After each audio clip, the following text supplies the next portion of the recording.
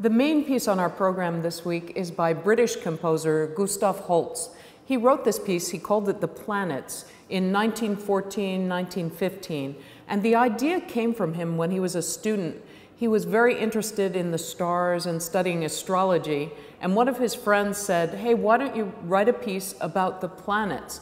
Of course, he's not writing really literally about the science behind the planets, but more about the astrology and the associated gods that go with the planets. So, for example, it begins with Mars. He's the bringer of war.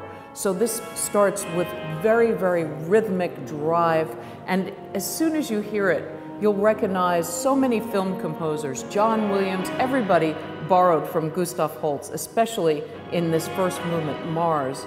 But then he goes through the different planets. We have Venus, the bringer of peace. It begins with a beautiful horn solo, and everything's very high in this, very calm, tranquil. And then we go on to Mercury, who is the winged messenger, so it's very fast and flighty, really, really virtuosic for the orchestra. The fourth movement is about Jupiter, who's the bringer of joy and jollity. So this is a very sort of peasant-like, dance-like movement. The fifth movement is Saturn, the bringer of old age. So this starts, it's very subdued, and then the old age is represented in the bottom of the orchestra by the basses, slow moving. But it also has a lot of energy toward the end.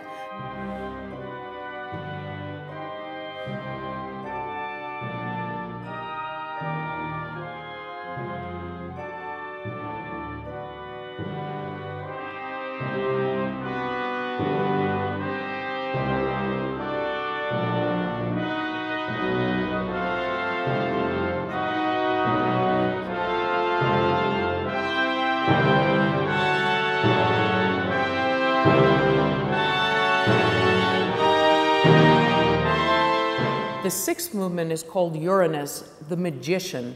And so this has almost like the Sorcerer's Apprentice, boom, boom, boom, boom, boom, boom, boom. The bassoons start, and so it's got this magical quality. The finale is Neptune, the mystic. So it's a very atmospheric movement. And toward the end, we hear these disembodied voices, women's voices singing. It's like the angels from the heavens. And we have a chorus outside in the balconies. And it ends, just sort of disappears as the sound dies away.